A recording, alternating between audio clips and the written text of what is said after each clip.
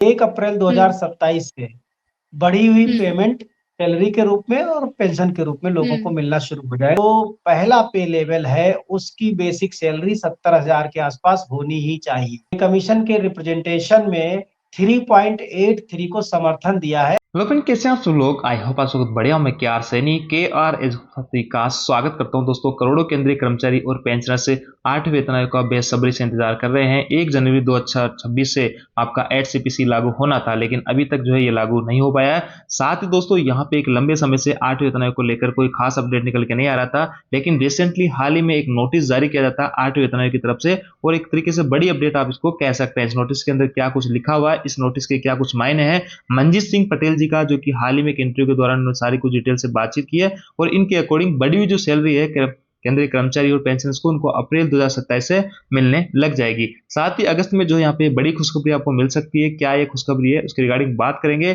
और 8वें वेतन आयोग को लेकर यहाँ पे डेडलाइन भी जारी हो चुकी है। पटेल ने बताई अंदर की बातें, जो अंदर खाने क्या कुछ चल रहा है, वो सारी कुछ इन्होंने अभी हाल ही में जिनका इंटरव्यू जारी हुआ है उसके अंदर बताई है। उसके ऊपर डिटेल से अपन बात करेंगे। इनका सारा कुछ इंटरव्यू आप लोगों को साथ में साझा करने वाला हूं। तो देखिए, सबसे पहले यहाँ पे देखिए, एक नोटिस ये जारी किया जाता है 23 जुलाई 2026 को 8वें वेतन आयोग की तरफ से। और जैसे कि आप लोगों को पता है, पहले जो आपका मेमोरेंडम सौंपने की जो डेट थी, वो आपकी यहाँ पे 30 जून लास्ट डेट थी, उसको बढ़ा के 31 जुलाई लास्ट डेट की गई है। और अब 31 जुलाई इसकी डेडलाइन रहने वाली है। जिन भी स्टेक होल्डर्स ने, जिन भी कर्मचारी संगठनों ने अभी तक 8वें वेतन आयोग से मुलाकात नहीं की है, तो वो 31 जुलाई तक अपना मेमोरेंडम ऑनलाइन सौंप सकते हैं, और यहाँ पे मीटिंग्स के लिए आवेदन कर सकते हैं कि हम 8वें वेतन आयोग के साथ में मीटिंग करना चाहते हैं। उनको एक यूनिक ID भी मिलेगी। उसके तहत यहाँ पे आपको सारा कुछ समय वगैरह बताया जाएगा कि 8वां वेतन आयोग आपसे कभी मीटिंग करने जा रहा है। तो देखिए, इस लेटर के अंदर क्या कुछ लिखा हुआ है। The 8th central pay commission will interact with association federation union of central government UT employ located registered in Delhi only on 7 August, यानी 7 अगस्त को और 10 अगस्त को दिल्ली के अंदर कोई भी इनमें से मिलना चाहता है तो 2 दिन यहाँ पे मीटिंग्स होने वाली है 8वें वेतन आयोग की। और concern stakeholders of central government UT who have submitted their memorandum and have not interacted with the commission, यानी जिन्होंने अपने मेमोरेंडम सौंप दिए हैं और वो अभी तक पे कमीशन से नहीं मिले हैं दिल्ली के अंदर या किसी भी अदर स्टेट के अंदर, तो वो जो है यहाँ पे अपनी रिक्वेस्ट भेज सकते हैं मिलने के लिए, मीटिंग के लिए। 31 जुलाई तक यहाँ पे लास्ट डेट है। अलॉन्ग विथ यूनिक मेमो, उनको एक मेमो ID जारी होगी। और जो भी स्टेक होल्डर, जो भी यूनियन वगैरह हैं जिन्होंने ऑनलाइन मेमोरेंडम अपना जो है नहीं सौंपेंगे, तो उनको मीटिंग्स का यहाँ पे उनके साथ में पे कमीशन मीटिंग्स वगैरह नहीं करेगा। तो एक बड़ी मीटिंग यहाँ पे होने वाली है 7 अगस्त को और 10 अगस्त को दिल्ली के अंदर। और दिल्ली के अंदर पहले भी मीटिंग्स हो चुकी है, तो ऐसे में आप उसको 8वें वेतन आयोग का दूसरा चरण कह सकते हैं। और इसमें अब उम्मीद लगाई जा रही है कि दिसंबर 2026 तक ये अपनी आयोग अपनी रिपोर्ट सौंपेगा, और अगले 6 महीने के अंदर सरकार उस पर विचार करके और अप्रैल मई तक जो है वो लागू चीजें आपके सामने हो सकती है और बड़ी सैलरी आपको मिल सकती है। सारा कुछ इस वीडियो में डिटेल से समझाया गया है आपके मंजीत सिंह पटेल जी के द्वारा।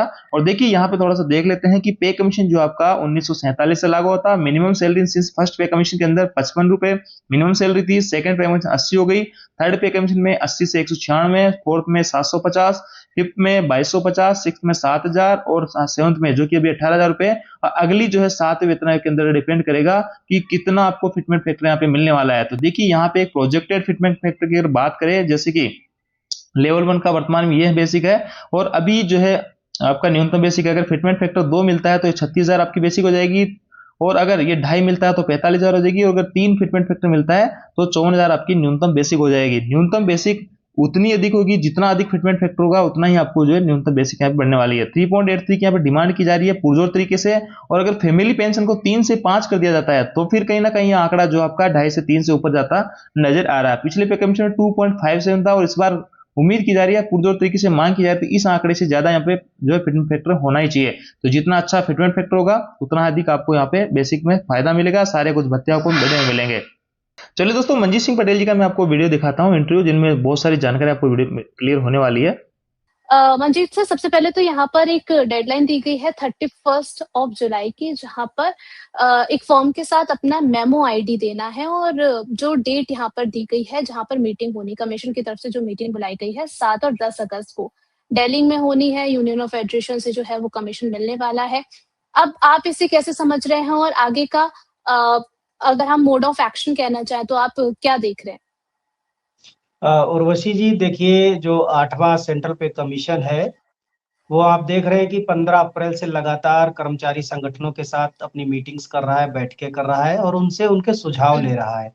तो जी। ये कोई नया नहीं है, पहले भी दिल्ली में बैठकें हो चुकी हैं, उसके बाद दिल्ली में 2.0 की जो सीरीज़ थी उसकी भी बैठकें कुछ हुई हैं, जिसमें उन्होंने जुडिशियल ऑफिसर्स जो एसोसिएशन है या जुडिशरी के जो एसोसिएशन है, उनके साथ बातचीत की थी।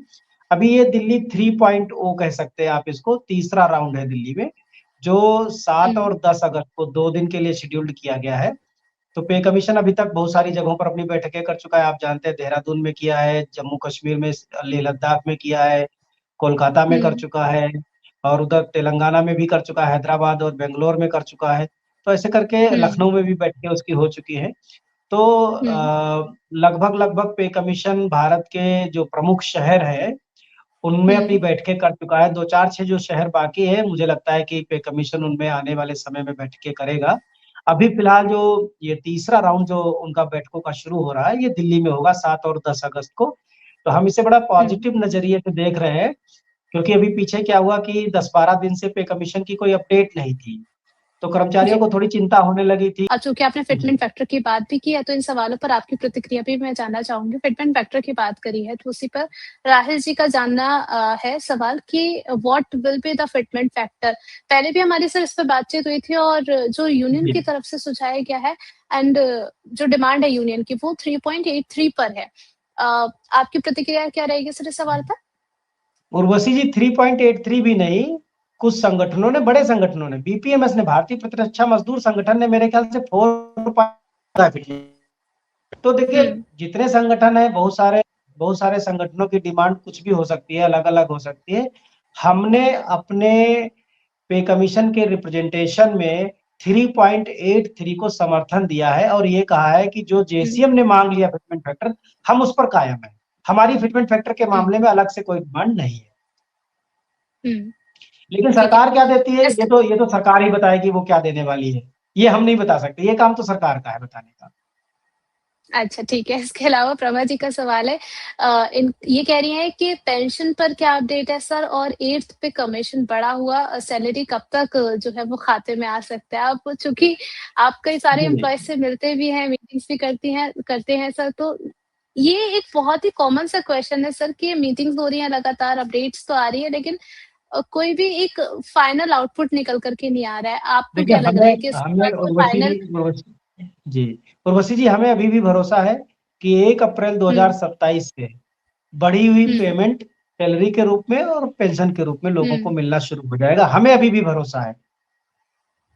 चलिए ठीक है। अच्छा यहाँ पर एक टिप्पणी और आई हुई है, उस पर भी आप ज़रा प्रतिक्रिया दीजिएगा अपनी।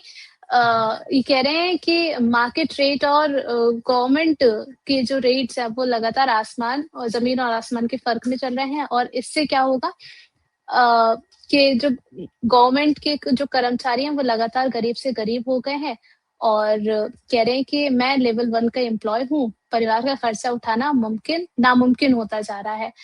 अब ऐसे कई सारे केसेस आपको मिलते होंगे सर, आपका क्या रिएक्शन बिल्कुल। होता है और आप किस तरीके से बातचीत देखिए करते हमने हैं? हमने पहले भी कहा है कि जब भी फिटमेंट फैक्टर आया है पे मैट्रिक्स में, तो सर्वोच्च पदों पर बैठे हुए कर्मचारी और अधिकारियों को हमेशा बेनिफिट हुआ है।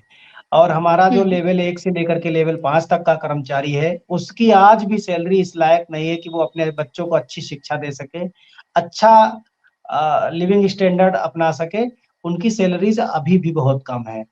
तो हम हुँ, बार-बार इस बात को कहते आए हैं और आज मैं फिर आपके माध्यम से देश भर के कर्मचारियों के बीच में ये संदेश भेजना चाहता हूँ कि जो पहला पे लेवल है, उसकी बेसिक सैलरी 70,000 के आस-पास होनी ही चाहिए। ये बात मैं कह रहा हूँ, चाहे उसके लिए पे लेवल 1 और 2 को मर्ज करना पड़े या कोई नई उनको फिटमेंट फैक्टर बढ़ा के देना पड़े। भले ही बाकी के लोगों का फिटमेंट फैक्टर अपेक्षाकृत कम हो, लेकिन लेवल 1 से लेकर के लेवल 5 तक के कर्मचारियों को हाई फिटमेंट फैक्टर देने की ज़रूरत है। तो दोस्तों आपने देखा कि मंजीत सिंह पटेल जी का क्या कुछ कहना है और बहुत अहम जानकारी यहाँ पे इन्होंने दी है और आप लोगों को क्या कुछ मिलता है, कितना न्यूनतम वेतन हो सकता है, कितना फिटमेंट फैक्टर हो सकता है, आप कमेंट्स करके अपने जो है विचार साझा कर सकते हैं। ये थी जानकारी दोस्तों, आई होप जानकारी आपको अच्छी लगी होगी। वीडियो आपको लाइक शेयर जरूर कीजिएगा। Thank you.